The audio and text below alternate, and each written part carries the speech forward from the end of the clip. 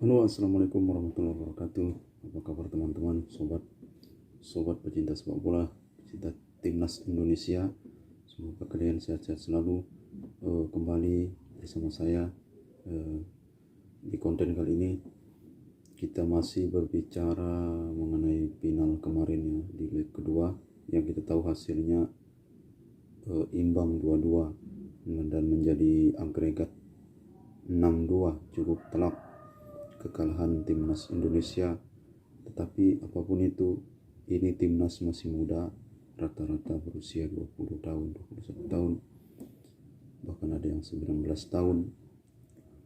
Peluang mereka untuk berkembang ke depan masih besar ya. Kita berharap timnas ini dijaga, dikawal, diperbaiki lagi, dievaluasi lagi oleh PSSI dan dalam hal ini juga oleh Coach Sintayong. Bahkan permainan di leg kedua kemarin sangat luar biasa, sangat berkelas. Bahkan saya pribadi berharap permainan itu ada di leg 1. Kita tahu di leg 1 betul-betul kita down gara-gara gol cepat Canatip ya di pertandingan baru berlangsung kurang 2 menit ya. Menghujam gawang timnas Indonesia itu betul-betul membuat buyar, membuat down mental, sehingga apa yang terjadi, Thailand makin menjadi-jadi, Thailand makin berkembang permainannya karena Indonesia tidak mampu keluar dari tekanan, dan hasilnya 4-0. Oke, tidak apa-apa. Lanjut di leg 2-nya, saya melihat di babak pertama adalah milik Indonesia.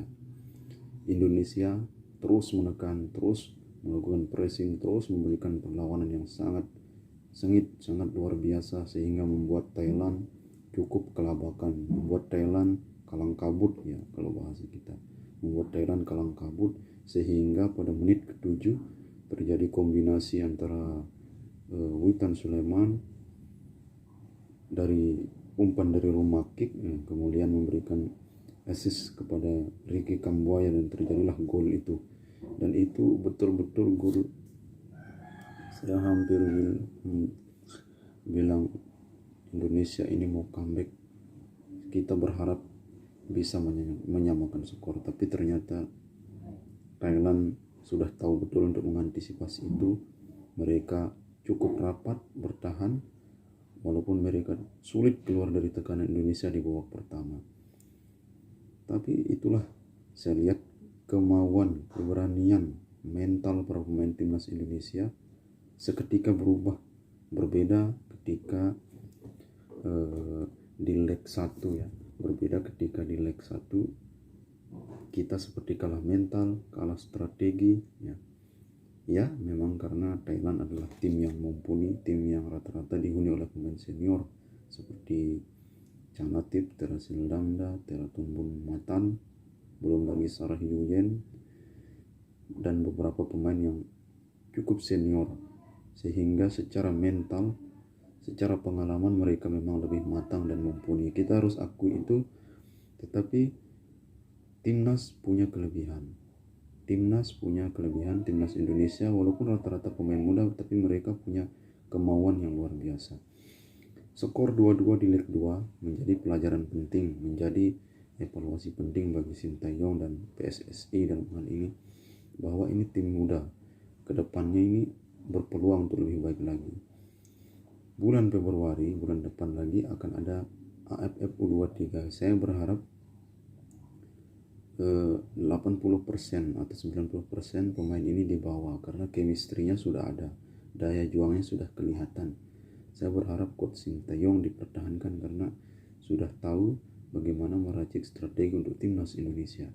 Walaupun Sintayong mungkin salah satu yang dikeluhkan adalah sulitnya menemukan goal getter ya, sang penyerang atau striker murni yang sangat handal. Karena memang di Liga kita, Liga 1, rata-rata klub di Liga 1 menggunakan jasa striker asing. Itulah susahnya, sehingga striker pribumi atau lokal sulit untuk berkembang, sulit untuk menunjukkan tajinya, karena kalah saing oleh striker-striker mumpuni yang dari luar yang dipasang oleh klub-klub di Liga 1. Itulah yang membuat salah satu faktor timnas Indonesia kekurangan striker yang mumpuni, kekurangan striker yang semestinya menjadi andalan di lini depan timnas Indonesia. Kemarin yang kita tahu, Deddy Setiawan, Hedi Hariyudo sangat kesulitan untuk menjebol gawang dari lawan-lawan timnas Indonesia. Hanya Ezra Walian yang mampu melesakkan gol. Kalau tidak salah hitungan saya, Ezra mampu mencetak 2 gol ya.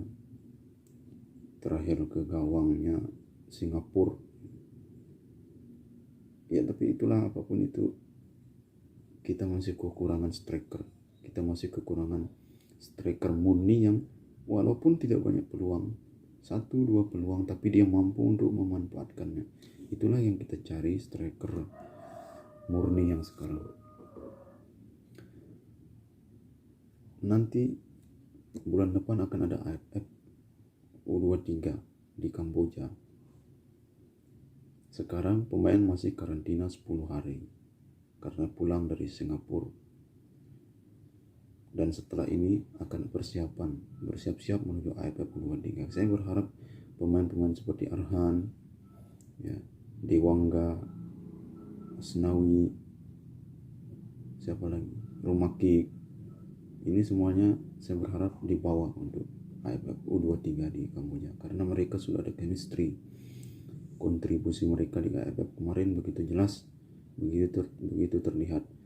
Saya berharap tim ini dipertahankan, terus dipoles, terus diasah oleh Sinteyong agar makin kekompakan mereka itu semakin terjalin, semakin sering bersama mereka akan semakin begini.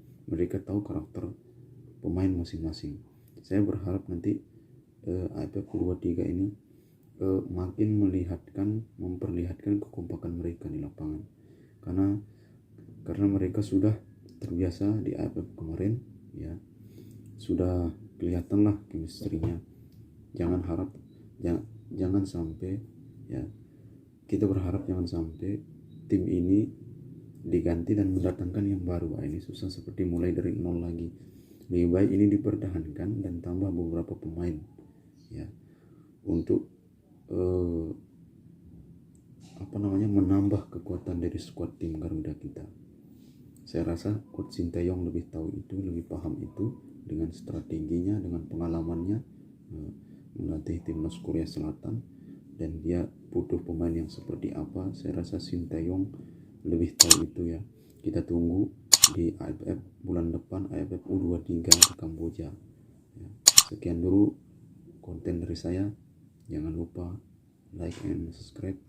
Salam olahraga.